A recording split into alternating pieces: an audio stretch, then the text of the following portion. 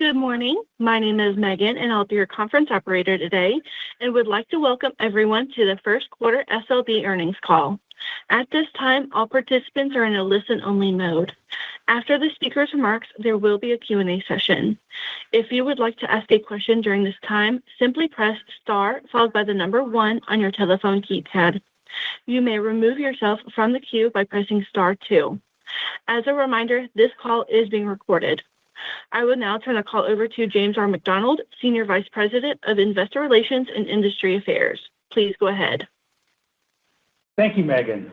Good morning, and welcome to the SLB first quarter 2025 earnings conference call. Today's call is being hosted from Houston following our board meeting in the Middle East last week. Joining us on the call are Olivier Le Peuch, Chief Executive Officer, and Stephane Biguet, Chief Financial Officer. Before we begin, I would like to remind all participants that some of the statements we will be making today are forward-looking. Uncertainties that could cause our results to differ materially from those projected. For more information, please refer to our latest 10-K filing and other SEC filings, which can be found on our website. Our comments today also include non-GAAP financial measures. Additional details and reconciliations to the most directly comparable GAAP financial measures can be found in our first quarter earnings press release, which is on our website. Finally, in conjunction with our proposed acquisition, SLB and ChampionX have filed materials with the SEC, including a registration statement for the proxy statement and prospectuses. These materials can be found on the SEC's website or from the parties' websites. With that, I will turn the call over to Olivier. Thank you, James. Ladies and gentlemen, thank you for joining us on the call this morning. I'll begin by discussing our first quarter performance. Then I will provide updates on the evolving macro and how we will manage our business in this uncertain environment. Stephane will then provide more details on our financial performance and will open the line for questions. Let's begin. As you have seen in our earnings press release this morning, it has been a soft start of the year. In addition to the typical seasonal activity decline in the Northern Hemisphere and the absence of year-end product and software sales, upstream investments have remained constrained by the oversupplied oil markets. This has been amplified over the past few weeks with additional economic uncertainty stemming from the acceleration of supply releases by OPEC Plus and recent tariff announcements. Against this more challenging backdrop, I was proud to see our teams continue to deliver for our customers, and we finished the quarter by achieving further adjusted EBITDA margin expansion year-on-year. Overall, across the business, first quarter revenue decreased by 3% year-on-year as our strong results in North America were more than offset by lower revenue in the international markets, attributed to a combination of lower drilling activity in Mexico and Saudi Arabia and a steep decline in Russia. Excluding declines in these three countries, international revenue was steady year-on-year, and we achieved double-digit growth in a number of markets, including the United Arab Emirates, North Africa, Kuwait, Argentina, and China, as well as a solid performance in Europe and Scandinavia. Altogether, this resulted in international rig count outperformance. Turning to North America, we delivered positive results driven by the offshore market with higher sales of both digital and subsea production systems. We also saw continued growth momentum in our data center infrastructure solution business in this region. However, this growth was partially offset by lower drilling revenue in U.S. land due to rig efficiency gains. Next, let me discuss the performance of our divisions. In the core, production system continued to lead the way with steady revenue growth and further margin expansion. Customers continue to demonstrate strong demand for surface production systems, completions, and artificial lift. And this late cycle business is becoming more profitable, with margins increasing by 197 basis points year-on-year, supported by a favorable activity mix, execution efficiency, and conversion of improved price backlog. Specific to subsea, we remain constructive on the market outlook with a significant pipeline of projects planned over the next couple of years. I was pleased to see margins in this area expand materially compared to the same period last year as a result of strong execution, and the realization of cost synergies within our OneSubsea joint venture. In Reservoir Performance, revenue was slightly down year-on-year, and margins were significantly impacted by challenges on several new projects that resulted in startup and operational cost overruns. We continue to see strong demand for unconventional stimulation in international markets, including the United Arab Emirates and Argentina. However, this was fully offset by lower evaluation and exploration activity as a result of lingering white space in deepwater. In Well Construction, revenue declined year-on-year due to lower drilling activity across both North America and international markets. Despite this decline, I was pleased to see that 1/3 of our international units actually grew year-on-year in the first quarter. In Digital and Integration, growth was entirely driven by digital, where revenue grew 17% year-on-year as customers continue to embrace digital technologies and solutions. Customers are accelerating the adoption of digital and AI solutions to extract further efficiency and performance across the upstream lifecycle, both in planning and in operations across development and production. In our earnings press release, you can see several examples of customers adopting our digital solutions. Finally, as an update on our progress beyond oil and gas, we continue to experience positive momentum in the low-carbon markets, driven by Capture acquisition, as well as in our data center infrastructure solution business. Combined, revenue from CCS, geothermal, critical minerals, and data center solution is on pace to visibly exceed $1 billion in 2025. Overall, I'm proud of the performance our team delivered this quarter, and I want to thank the entire SLB team for their hard work and commitment to customer success. Next, let me discuss the macro environment and how SLB is adapting accordingly. The industry is navigating global economic uncertainty stemming from the supply-demand imbalance and recent tariff announcements. In this environment, commodity prices are challenged, and until they stabilize, customers are likely to take a more cautious approach to near-term activity and discretionary spending. Beginning with the supply-demand balance, we expect to see new supply enter the market as OPEC+ has announced plan to increase their production beginning in May. This comes at a time where the macroeconomic picture remains uncertain due to global trade concerns, which have the potential to result in lower liquid demand than originally expected for the year.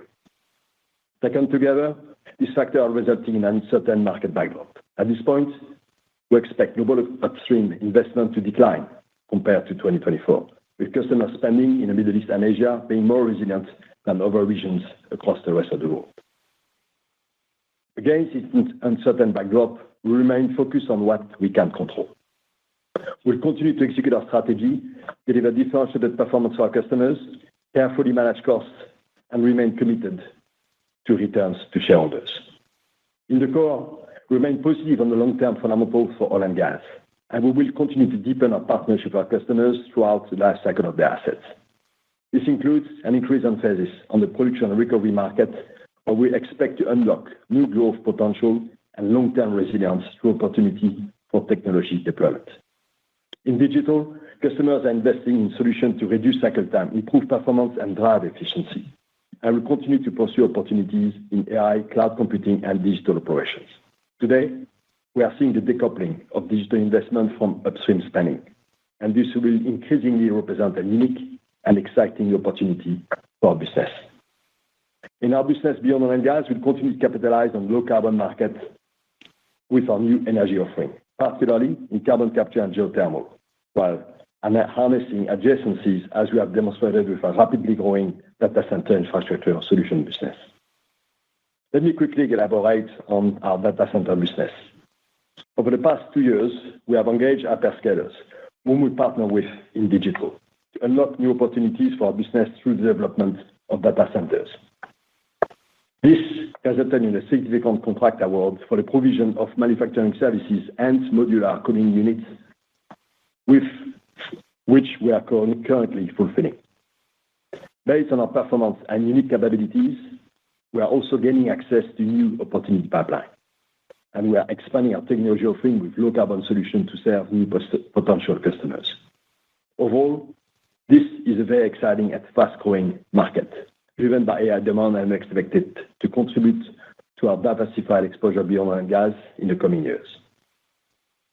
Beyond our operational performance, we also have been on a journey of cost optimization and process enhancement. And moving forward, this will support our mission to protect margins despite softer customer spending. What matters in this environment is our ability to continue to generate strong margins and cash flows, deliver resilient returns to shareholders, and come out stronger. Our first quarter results demonstrate our ability to do this, and I believe that the combination of our strategy and cost actions will help to protect our business moving forward. As a result, we remain committed to return at least $4 billion in returns to shareholders in 2025. Now, before I hand over to Stéphane, let me quickly share our guidance for the second quarter and the rest of the year. Specific to the second quarter, assuming there is no further escalation of tariffs and that oil price remains approximately at current levels, we expect revenue to be flat sequentially, excluding ChampionX, with an adjusted EBITDA margin expansion between 50 to 100 basis points. Looking at the full year, while a number of different scenarios could materialize, including tariffs and OPEC Plus actions, assuming oil price remains similar to current level, we expect flat to mid-single-digit revenue growth in the second half of the year compared with the first half, excluding ChampionX. This will be supported by a combination of the seasonal activity uptick, new startup in deepwater, and further growth in our digital and data center business. And under these conditions, we also expect further margin expansion. Look, I know there is a lot of uncertainty in this market, but we have been here before. We're operating from a strong position and have a clear priority of preserving margins while generating robust cash flows. Our broad exposure is providing resilience against uncertainty and short-cycle weakness, as you have seen in our results today. And I'm confident that our people, our technology leadership, and our financial strength will clearly position us for long-term success. I'll now turn the call over to Stéphane to discuss our financial results in more detail. Thank you, Olivier, and good morning, ladies and gentlemen. First quarter earnings per share, excluding charges and credits, was 72 cents. This represents a decrease of 3 cents when compared to the first quarter of last year. We recorded 14 cents of charges during the quarter. This included 11 cents of charges in connection with our cost-out program that we initiated last year, and 3 cents of merger and integration charges related to the ChampionX and Aker Subsea transactions. Overall, our first quarter revenue of $8.5 billion decreased 3% year-on-year. International revenue decreased 5% year-on-year, largely driven by reduced activity in Mexico, Saudi Arabia, offshore Africa, and Russia. North America revenue increased 8% year-on-year due to higher digital and subsea production system sales, as well as strong growth in our data center infrastructure solutions business. Company-wide adjusted EBITDA margin for the first quarter was 23.8%, up 18 basis points year-on-year. Pre-tax segment operating margin was 18.3%, representing a 60 basis point decline year-on-year, as 2 of our 4 divisions experienced lower margins, partially mitigated by the effects of our cost-out program. As we navigate the current market dynamics, we will continue to exercise cost discipline, and we will align our resources with activity levels in the coming quarters as necessary to protect our margins and cash flows. As it relates to tariffs, the evolving landscape clearly introduces uncertainty, which makes it challenging to fully assess their impact at this time. Broadly speaking, we are partially protected by our activity mix, with approximately 80% of our revenue derived from international markets, as well as by our diversified supply chain network that includes in-country manufacturing and local sourcing. However, parts of our operations are still potentially exposed to increasing tariffs, primarily from imports of raw material into the U.S. in our Production Systems division, as well as exports from the U.S. subject to retaliatory tariffs. Under the current tariff framework, the majority of the impact is on import and export flows between the U.S. and China. So any resolution, or conversely, escalation between those two countries can significantly impact the tariffs we may be subject to. While those discussions are taking place, we are taking proactive steps to mitigate the potential impacts. This includes reviewing how to further optimize our supply chain and manufacturing network, as well as diligently pursuing all applicable exemptions and drawbacks. We are also actively engaging with customers to recover tariff-induced cost increases through contractual adjustments. We have made progress on all these fronts in the last 2 weeks, and we are stepping up those actions across the organization as we speak. As the second quarter progresses and ongoing trade negotiations continue, we will hopefully gain better visibility of where tariffs may settle and the extent to which we will be able to mitigate their effects on our business. Let me now go through the first quarter results for each division. First quarter Digital and Integration revenue of $1 billion increased 6% year-on-year, driven by 17% growth in digital revenue. This growth was partially offset by lower APS revenue due to a temporary pipeline disruption that impacted production in our projects in Ecuador. While this issue has been resolved, it did cost us 1 cent of earnings in the quarter. Digital and Integration margin of 30.4% expanded 380 basis points year-on-year, entirely due to improved profitability in digital. Reservoir Performance revenue of $1.7 billion decreased 1% year-on-year, as strong unconventional stimulation and intervention activity was offset by lower evaluation and exploration activity.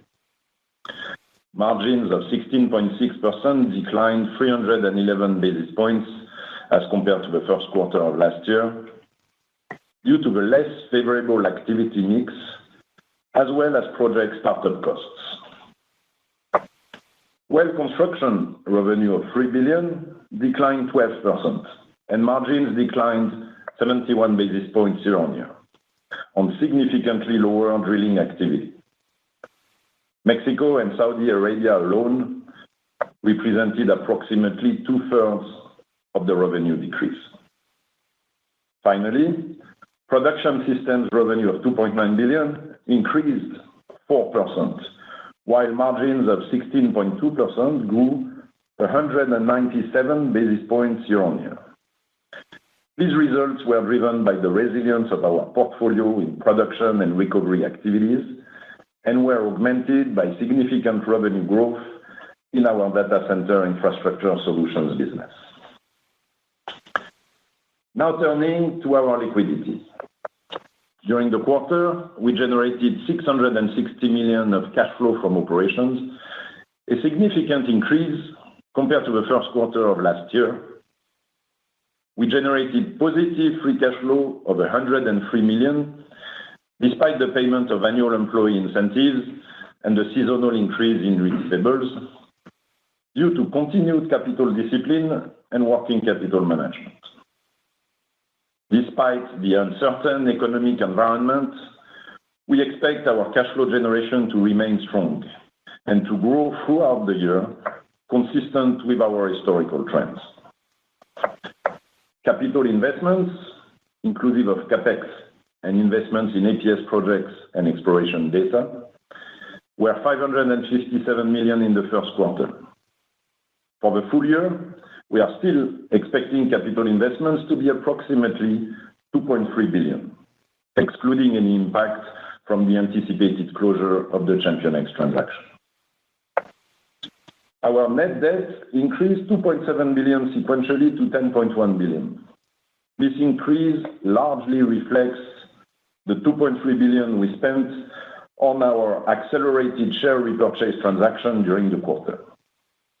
This ASR transaction was completed in April and resulted in us reducing ultimately our shares outstanding by a total of 56.8 million shares. 47.6 million of these shares were received in the first quarter, while the remaining 9.2 million shares were received in April. The ASR transaction, together with the dividend increase announced last quarter, will allow us to meet our commitment to return a minimum of $4 billion to shareholders in 2025. Let me conclude with an update on our pending M&A transactions. While these transactions are obviously taking more time to complete than initially anticipated, we are pleased with the progress made during the quarter and continue to work toward successful closure. As it relates to ChampionX, as we announced a couple of weeks ago, the United Kingdom Competition and Markets Authority has agreed to consider our proposed actions to address their concerns as part of their phase one review. We will continue our collaboration with the UK and other regulators towards an anticipated closing in the second quarter or early third quarter of 2025. With respect to our other pending transaction, we now expect the divestiture of our interest in the Palliser APS project in Canada to close in the second quarter. I will now turn the conference call back to Olivier. Thank you, Stéphane. I think, Megan, we are ready for taking the questions from the floor. Thank you. We will now begin the Q&A session. If you would like to ask a question, please press star followed by the number 1 on your telephone keypad. Your first question comes from the line of David Anderson with Barclays. Your line is open. Thanks. Good morning, Olivier. How are you? Good morning, Dave. Very well. So we've heard from a number of other service companies this week on the outlook. So some have been more sobering than others, but I think we're starting to frame sort of some of the potential outcomes for international North America for the rest of the year. You said upstream spending you're expecting to decline this year, but I was hoping you could maybe clarify a little bit how you see international North America from here at these oil prices, and how does it factor into your guide for mid-single-digit growth in the second half of the year, in which you have a very different mix than your peers? No, absolutely. No, thank you, Dave, for the question. Indeed, I would like to clarify. So, as you know, and as we have highlighted in the prepared remarks, global upstream spend will be down year on year, and with higher decline than originally anticipated. There is no argument against that, nor against the current public data, independently of the type its impact itself. It's already slowing down. What is important is how SLB is positioned against this backlog. And now we see more downside exposure in NAM than international market in this negative revision. But first, if we look at NAM and our position there, we are now tied to rig nor frac fleets, and actually we are long in offshore, in digital, and in production in this market. And furthermore, we have data center solution there. So I think if you look at it, our exposure here has been refactored due to a strategy we initiated about 5 years ago, and we're reaping now the benefit of having better resilience against the short cycle exposure we have as part of NAM, because our offshore production market exposure, digital, and now the new business. Even excluding the data center infrastructure solution, our year-on-year would have been growing year-on-year, proving that resilience is in place for now. Now, flipping to international, we see less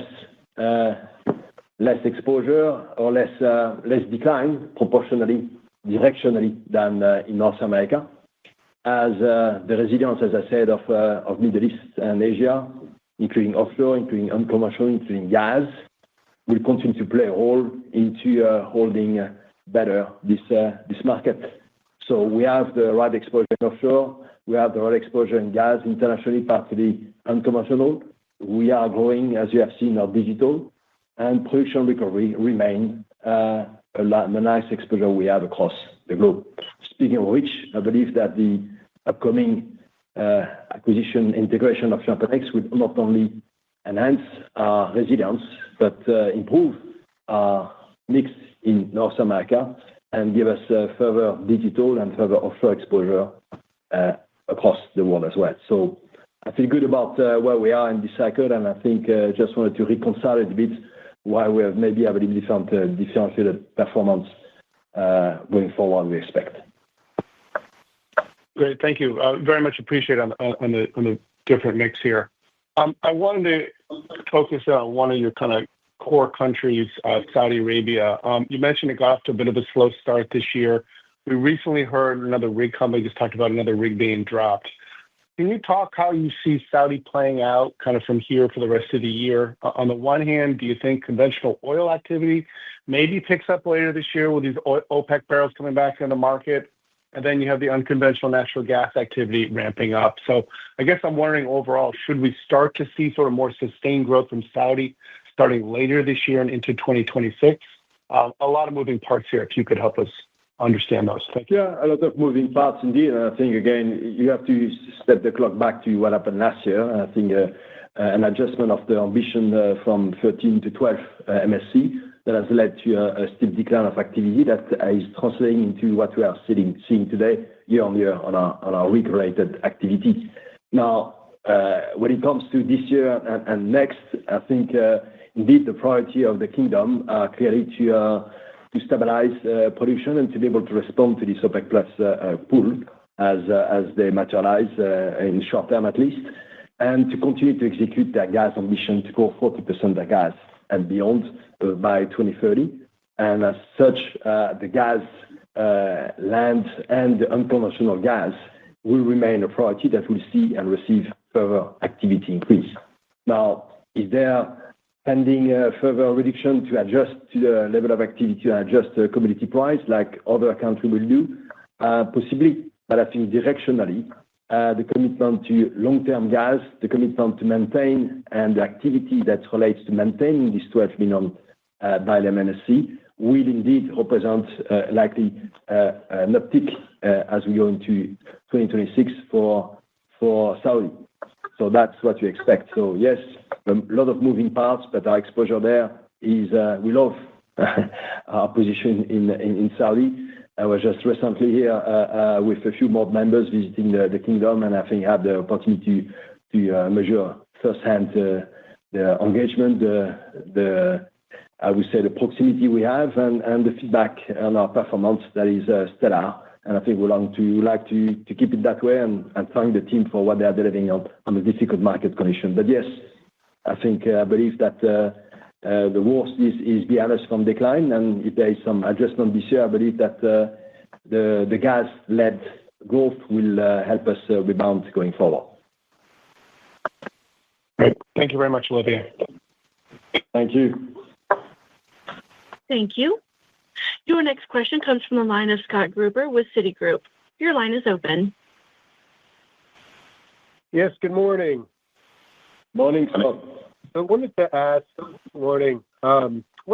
what EBITDA margin level you think you can defend in a modestly weaker market year on year. Previously, with the cost restructuring, it felt like you were targeting to defend 25%. It looks like take a margin slightly north of 25% in the second half to get there this year. But do you think you can get the EBITDA margin back to the 25% level in the second half, excluding the impact of ChampionX? I think excluding the ChampionX and excluding escalation of tariff, I believe that if we assume that the scenario condition we have put out, but oil price remaining in check with approximately current level, and the guidance we gave on the growth in the second half, and the leverage we'll have, and the realizations of our cost out program, the digital effect, and the rest, we'll have the ambition to grow our margin in the second half, and we'll try to keep our ambition to approximately 25% for the full year. That's something that we'll ambition, but the tariff is the big question mark. And I think if the tariff were to stay or escalate from where they are, obviously the impact you will have, as Stefan described, I think will represent a headwind to this margin expansion in the second half. I appreciate the color. And then turning to digital, how do you think about the cadence of digital growth in this environment? On the one hand, digital is obviously an efficiency enabler. I think, in that vein, it could accelerate. But on the other hand, there is some, exploration spend, some discretionary spend, within the digital mix. How do you think about the resilience of digital growth in this environment? And should we continue to think about that high teens growth rate for the year? I think this remains our ambition. We believe that this secular trend of digital adoption in the industry is actually accelerating. Now, there will be some discretionary decision. There will be some pressure here and there. There will be some projects that will be reconsidered. But overall, I think we believe that the realization of the efficiency gain, both productivity for and effectiveness for the planning geoscience workflows, and the direct impact on the performance, total cost of ownership for operational workflows, I think is still playing out and resonating very well for customers at the time they want to extract efficiency. So against a global upstream capex, I think as we commented in the previous question, that we decline year on year, we are still seeing mid to high teens clearly growth into our digital business, driven by this secular trend that we are fully capturing. Our technology strategy and our platform strategy is clearly playing out. And you have seen the diversity of the award that we get, different customers, different regions, geoscience, operation, progress we are making with many customers across the world. Great. I appreciate the color, Olivier. Thank you. Thank you, Scott. Thank you. Your next question comes from Arun Jayaram with JP Morgan. Your line is open. Yeah, good morning. Olivier, I was wondering if you could elaborate on SLB strategy kind of to diversify the portfolio, beyond oil and gas. I think you mentioned you're on pace to exceed maybe $1 billion of revenue this year versus, I think, $850 last year, but maybe talk about some of the steps you're taking there and some of the longer-term growth potential. No, thank you, Arun. I think, yes, I think we have initiated about 3 to 4 years ago a strategy with new energy. I think the major aspect of that will continue to impact us in short term are 3 ways. First, CCS, where we took a position to acquire capturing. And I think we have our SLB Capture venture that I think is the capture technology that I think we have 4 active projects and many projects in the feed that will continue to materialize and create a growth pattern going forward. So this combined with our sequestration adjacent to the core capability in exploration and characterization of this reservoir sequestration capability, I think it's leading to visible growth on our CCS all-in business, and this will continue. So we don't see the pattern slowing down. We see this as a long-term market position we want to continue to own and grow. Geothermal, starting from commercial geothermal, has been something that has been getting more focus and more adoption for customers, and now there is a lot of pilot on new generation, on next generation geothermal that is being highly supported by the new administration, particularly in the US. I believe this is also something that will continue to grow. And finally, I will mention the lithium direct lithium extraction, where I think the pilot we had successfully completed last year, the first pilot at scale in the US, I think is again resonating very well with the critical minerals priority of the current administration. And we see this in South America. We see this in Saudi, where we're actually participating into a pilot as well.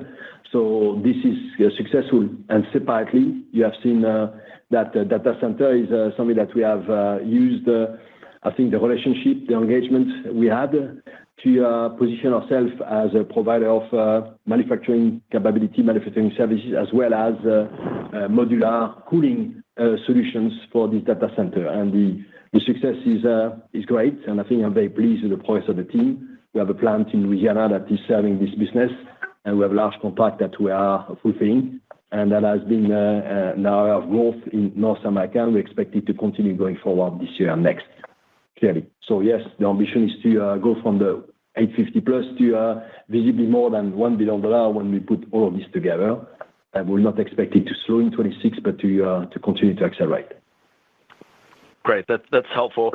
Maybe my follow-up is for Stefan, and maybe just to clarify, some of the outlook comments.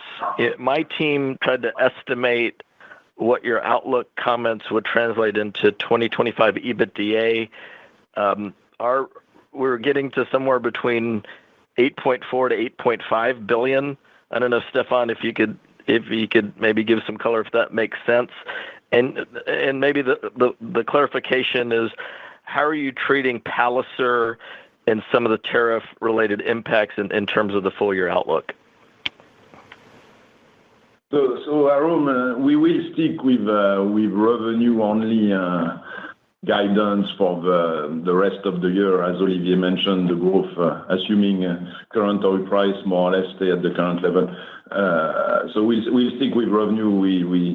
We think it's premature to give you an EBITDA for the second half and hence for the full year.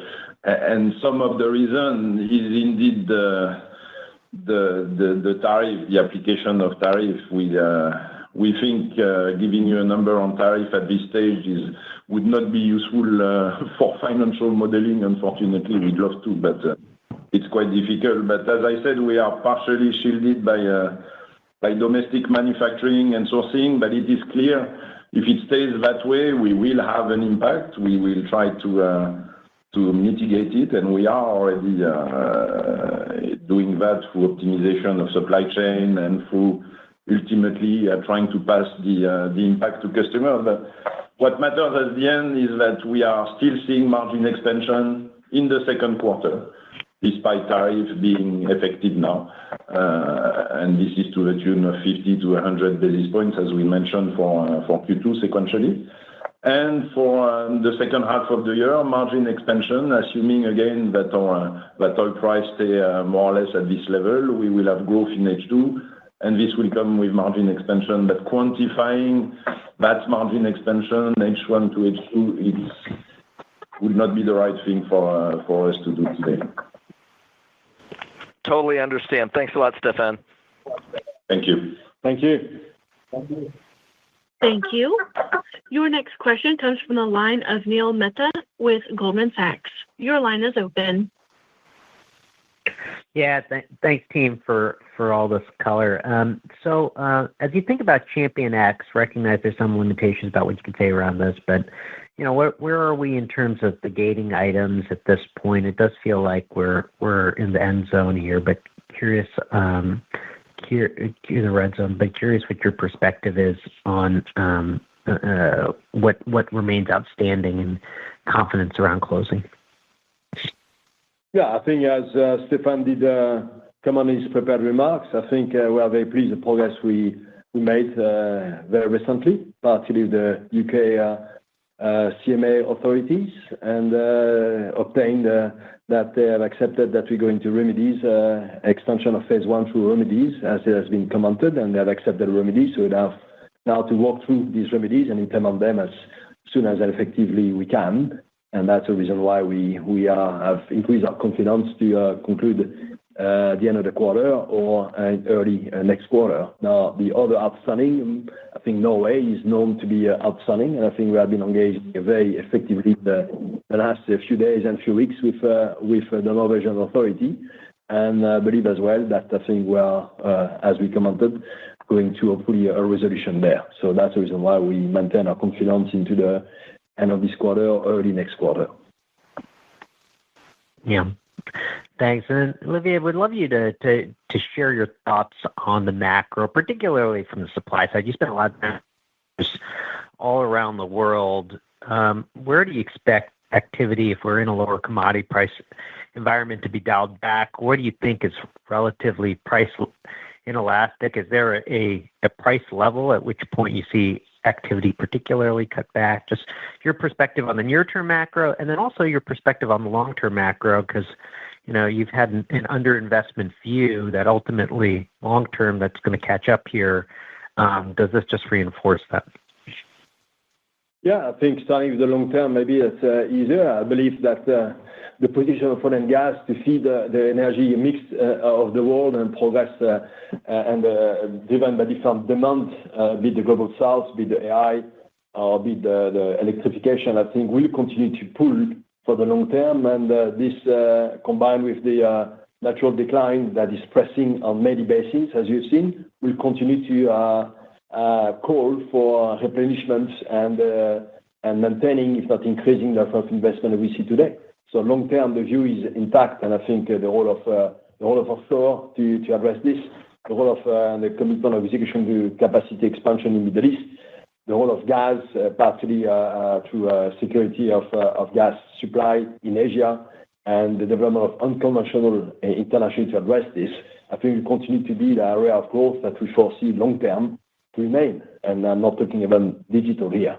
Now, in short term, I think it's very difficult to gauge, but I think generally speaking, the short cycle activity would be the first exposed, and Americas has quite a few area of short cycle, starting with the U.S. land, and I think this would be the first that certainly will have the most impact. Internationally, I think the resilience, as we mentioned, of Middle East, many countries are committed here, relatively independent of oil price for their capacity expansion, and be it UAE, be it Kuwait, and activity in some other part of the country around Middle East will continue to stay or if not accelerate. Asia, driven by energy security, will also have resilience, and driven by deepwater activity there, offshore deepwater activity there that is strong, and not forgetting about China that is holding the activity because they base it on a 5-year plan, not on necessarily an oil price of today. So you combine all this, you still have quite a few exciting pockets of growth geographically, and you have some secular trend digital, you have increased production recovery, and you have unconventional internationally that will continue to be our area of growth. So yes, there are opportunities to capture, and there are ways to offset the decline of the short-term decline we expect into the total CapEx spend. Yep. Thanks, Olivier. Thank you. Your next question comes from the line of Roger Read with Wells Fargo. Your line is open. Yes, thank you, and good morning. Good morning. Maybe if we could, Olivier, just you were mentioning deep water there. We certainly, well, it didn't sound like exploration was an uplift for you in Q1. We've certainly seen the industry start to lean into exploration a little more, and I was just wondering if you could kind of take us around the world a bit on where we are seeing things pick up. I mean, West Africa's looked good. Certainly Latin America, ex-Mexico, has continued to look pretty good. South America. And then I was just curious, anything else on that front? Yeah, I think the reserve replacement ratio is still what drives the IOCs and many large independents and some critical NOCs to continue to explore. And we have seen a rebound in commitment to exploration the last 18 months that I don't see changing directionally, although there will be some discretion taken by some customers, and we have to go one customer at a time to review this. But directionally, I think the need for replacing reserve for majors and the need for developing long-term oil or long-term gas play in Asia or in the offshore basins at large, I think remains intact. And I think you are seeing it translating to FID that we expect to be piling up in 26, 27, that will impact subsea business going forward. But yes, exploration is not over, and exploration takes two forms. Exploration, I think, three forms, I would say. One is the near field exploration in mature basin, Gulf of Mexico, or even Brazil, or the North Sea, including the Norwegian sector. And then you have the frontier basin, be it Namibia, be it Suriname, be it part of Asia, Indonesia particularly, that are seeing new, fresh exploration investment. And finally, you have the other way to explore, which is digital exploration. And I think this is what we are benefiting from as well. A lot of reprocessing, a lot of activity for data processing, and hence we are exposed to those. So yes, I think that the exploration will remain healthy, but this year may suffer from discretionary decision and from some lingering white space, as we call it in deep water. Appreciate that. The other question I had, just because it was called out as part of this order, things softer in Russia. Ironically, there was an article in the press today implying that Russia activity was at a multi-year high in the first quarter. So a bit of a juxtaposition there. It's just if you could give us any more insights on what you're seeing there. I think I will restrict the comments I want to offer on Russia because we have taken this position to implement sanction and critical control of our activity there. And this is what has led to a deep decline in Russia, and we expect this to continue as we continue to restrain and take every measure to sanction technology access and technical support to our team. Appreciate that. Thank you. Thank you. Thank you. Your next question comes from the line of Stephen Gengaro with Stifel. Your line is open. Thank you, and good morning, everybody. Morning. I was wondering, as you talked about the outlook, and I was sort of focused on the production segment here. Can you talk a little bit about your views on the resiliency of that business versus other parts of the company, and maybe even the margin stability or contribution to margin expansion you see coming from that segment as we go through the year? I think I will not comment directionally on the margin. I think we don't provide guidance on margins on our divisions. However, I think the strengths of the production system division, I think, stems from the adoption of this technology and the success we have in market position across the globe, both internationally in North America. There has been a growing market in North America, U.S. land particularly lately. So I think we have a market share, market gain, market position due to technology. We have fit technology. We have a unique electrical completion technology. We are unlocking some efficiency and performance on our lift. And we have some success in subsea, particularly in processing, that is in combination giving us this traction into this market. So that's the first. The secondly, I think, indeed, as you said, we expect that the long cycle side of this production system will be more resilient against this market uncertainty as we see it. And some of the short cycle, it's all about performance. If we maintain our performance as we have in the U.S. land market, I think we'll maintain our market position or go against the tide and be able to grow in those markets. So I feel confident about the ability of the production system to continue to grow this year and to continue to gain a market position or to leverage the long cycle exposure, particularly deep water, for success. So I feel confident, but I will not comment on the margin. We are confident that the team is executing very well and will contribute to protecting our margin and contribute to margin expansion going forward. Great. Thank you. And then the second question I have was around your confidence in free cash generation for the year. I mean, you're obviously committed to returning a significant amount of cash. How do we think about you sort of stress testing that against the uncertain macro and sort of preservation of cash and balance sheet versus returning capital? Like, is there a stage at which you slow that down, or your confidence is pretty high? So first, thanks for the question, Stephen. So we did start the year on cash flow as we expected, even a bit better, as I mentioned, and we are still quite confident that it will follow the pattern we usually see every year, and it will increase significantly in the following quarters. And the second half is really when we make the majority of the of the free cash flow for the year. So yes, you're absolutely right. We do stress testing. H2 is uncertain, as we said, in a lower activity scenario, which is not the best case today, but in case commodity pricing drop further, we would actually expect headwinds on earnings to be partially offset by lower working cap requirements that would provide quite a buffer. So in many cases, we believe actually our free cash flow for the year will continue clearly to support our commitment of minimum $4 billion returns to shareholders. So we are confident on our cash flow, and we are confident that clearly this commitment is not going to change. Great. Thank you. Thank you. Thank you. Thank you. Your next question comes from the line of Keith Mackey with RBC Capital Markets. Your line is open. Hi, good morning. Just wanted to start out maybe on the margins now. Olivier, without commenting on segment margins specifically, certainly we did see Production Systems and Digital up nicely year over year, which seemed to support the business very well.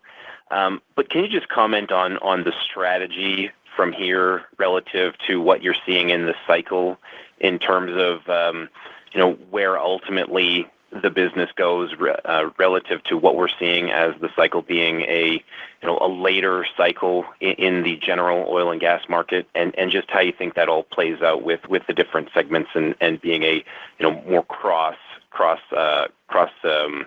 E&P life cycle business.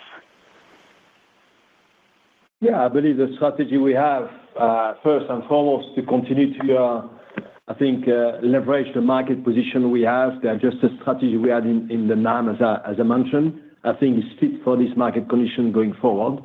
We believe that our exposure internationally, very diverse, broad exposure, both onshore, offshore, and gas exposure, including unconventional, digital, and production, as you mentioned, I think will continue to support.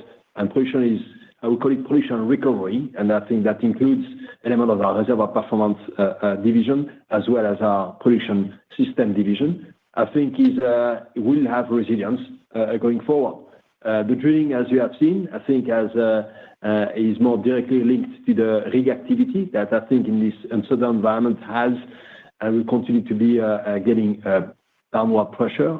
But I think from, as you commented earlier, from the margin, we will continue to anticipate, take cost action, and continue to extract efficiency from our organization to partially offset this and continue to focus on maintaining a margin. So we believe that, as we said, the ambition remains intact to protect our margins with all the commentary and provision of oil price and tariff. I think our ambition remains intact, that in this mix, we believe that digital growth and the growing success we have in Production System and containing the margin pressure on the Reservoir Performance and Well Construction will result into maintaining and protecting our margin as much as we can, excluding tariff, as we commented.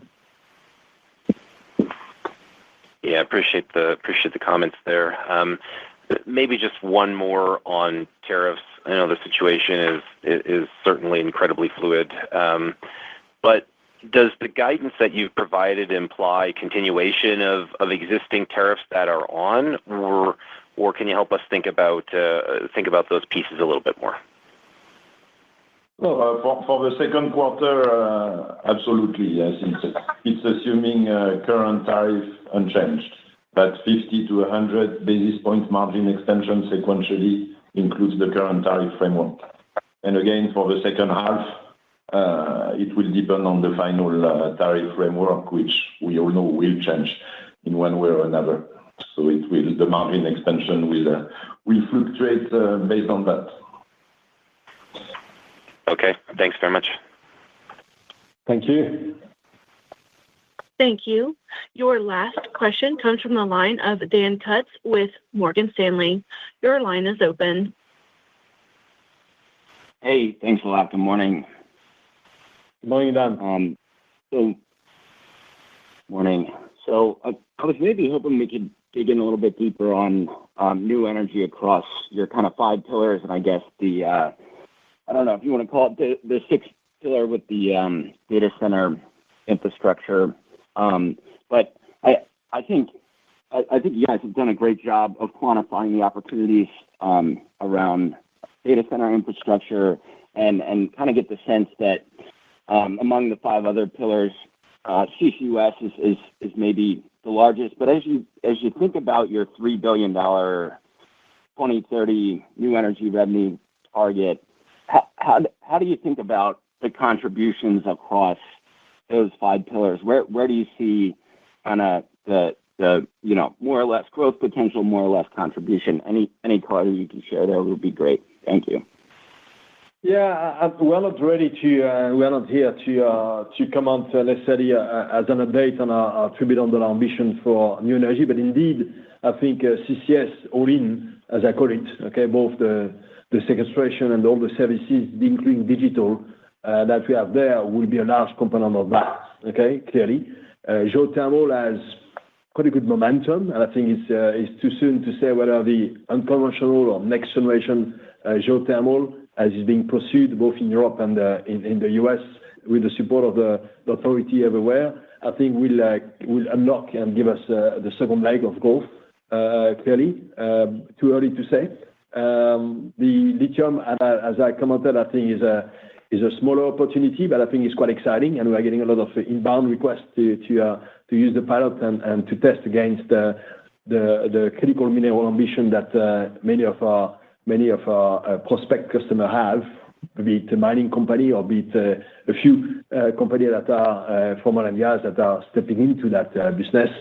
Hydrogen is more next decade ambition that we have, and same for energy storage, I would say. And data center, I think the ambition we have is continue to consolidate and leverage the success we have with this engagement we have developed and success growth that we have developed, and expand towards low carbon solutions that are in need for decarbonizing the power source of this data center, as well as providing effective cooling and support some manufacturing capacity, deploy and deliver these data centers. We will have at the end of this year, they've supported more than 15 data center solution across the US. So that's quite something we're proud of. So again, great. You can see all of this as a sum of business that it will grow at a higher rate than the oil and gas sector for the years to come. Hence, it is again adding to the resilience and to the ability we have to navigate difficult time as we have today and keep extracting growth or resilience across the. Awesome. That's all really helpful. And then maybe a quick one, just on the APS, on the Asset Performance Solutions business. I'm sure the highest priority is kind of getting the Palliser deal across the finish line. But how do you think about the remainder of that portfolio? My understanding is it's the Ecuador asset, which is kind of fairly oil levered, is the biggest remaining or perhaps only remaining component. Is that something that you guys could potentially be divesting at some point in the future, or is that an asset that you're planning on keeping? Just wondering how you think about the APS portfolio moving forward following the Palliser transaction. Thank you. Yes, so indeed, following Palliser, we'll only be left with Ecuador, and it will remain that way. And in Ecuador, we have 3 projects, and as we explained in the past, these projects are quite different from equity positions such as we have in Canada. They are more like service contracts with the local NOC, with the operator. So you are actually closer to our core business here. The only difference, if I may say, is that we are paid in production equivalent through a barrel instead of an invoice for services. So So at this stage, it's quite economic. These projects are providing a lot of cash flow for the company. They are providing good profitability. So considering the nature of the projects, they are likely to stay at least they have a finite contractual term, actually, which we can negotiate and extend with our customer. But at this moment, for the next few years, you have to assume they will stay within our portfolio. Understood. Thank you both very much. I'll turn it back. Thank you. Thank you, Dan. Thank you. So, ladies and gentlemen, as we conclude today's call, I would like to leave you with the following takeaways. First, while the market outlook remains uncertain, SLB is positioned to demonstrate resilience through our strategy, leveraging a global reach, innovation capabilities, differentiated digital offering, diversification beyond oil and gas, and disciplined cost management. Second, we are confident in our ability to continue generating strong cash flows despite the evolving market dynamics, and we remain focused on protecting margins and committed to increase return to shareholders in 2025. And finally, we look forward to creating value for our customers, partners, and shareholders in the coming quarters. With this, I will conclude today's call. Thank you all for joining. This concludes today's conference call. You may now disconnect.